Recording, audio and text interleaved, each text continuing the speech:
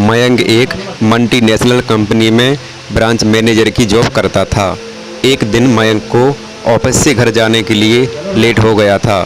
सर्दी की मौसम होने के कारण रात भी जल्दी हो गई थी। ठंड भी बहुत शुरू हो चुकी थी।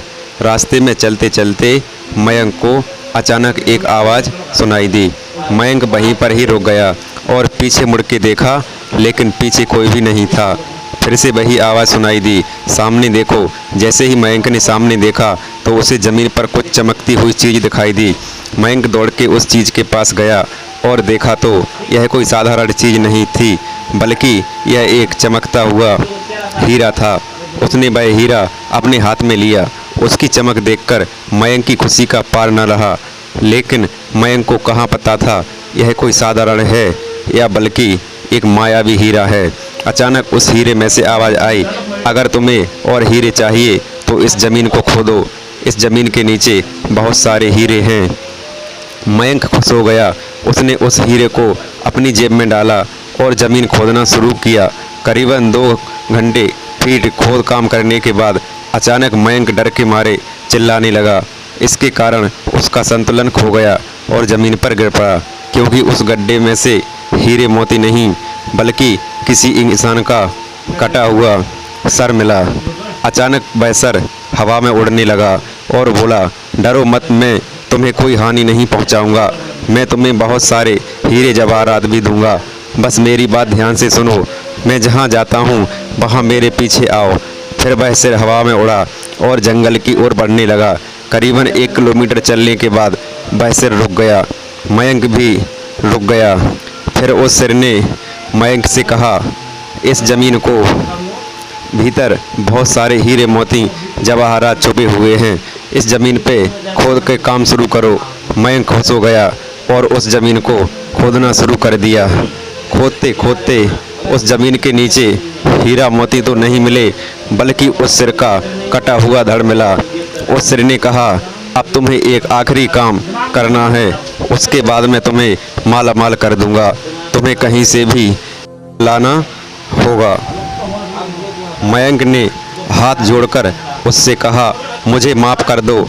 अगर मैंने उसे मारा तो मुझे पुलिस गिरफ्तार कर देगी और मुझे जेल जाना पड़ेगा। उस सिर ने अपने तंत्र मंत्र की शक्ति से एक छुरी और लोटा प्रकट किया और गुस्से में बोला, अगर तुम मेरा यह काम नहीं करोगे तो मैं तुम्हारे पूरे परिवार को मौत के घाट उतार दूंगा। मयंक ने मजबूरी में आकर उस आदमी को मार डाला और उसका खून लेकर उस सिर के पास गया। वो सिर खून को देखकर बहुत खुश हुआ और बोला, यह खून मेरे शरीर पर डाल दो।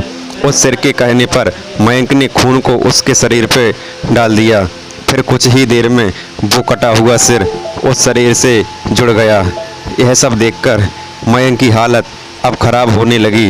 वो उस भूत को देखकर काफ़ी डर गया।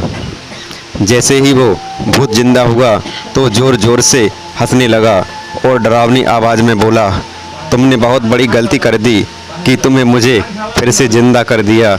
अब मैं सिर्फ तुम्हें ही नहीं बल्कि इस पूरे शहर को मौत के घाट उतार दूंगा। डर के मारे मयंक ने मुँह से आवाज़ भी नहीं निकल रही थी। वो अपनी जान बचाने के लिए वहाँ से दौड़ा, लेकिन उस भूत ने छलांग लगाकर मयंक को ज़मीन पर गिरा दिया और बोला, मुझे बहुत भूख लगी है, अब मैं तुम्हारा मांस खाऊंगा। जैसे ही उस भूत ने मांस खाने के लिए आगे बढ़ा कि तुरंत ही उसका सिर धड़ से अलग हो गया। मयंक समझ नहीं पाया कि आखिर यह चमत्कार हुआ कैसे। जब मयंक ने पीछे मुड़कर देखा तो एक अघोरी बाबा खड़े थे। उस अघोरी बाबा ने कहा, जब तुम उस आदमी को मारकर उसका खून ले जा रहे थे तभी मैंने देख लिया था और समझ गया कि कुछ तो बुरा होने वाला है।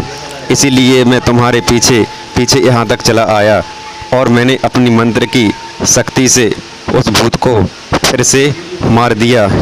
अब तुम निश्चिंत होकर अपने घर जाओ। अब तुम पर कोई खतरा नहीं है।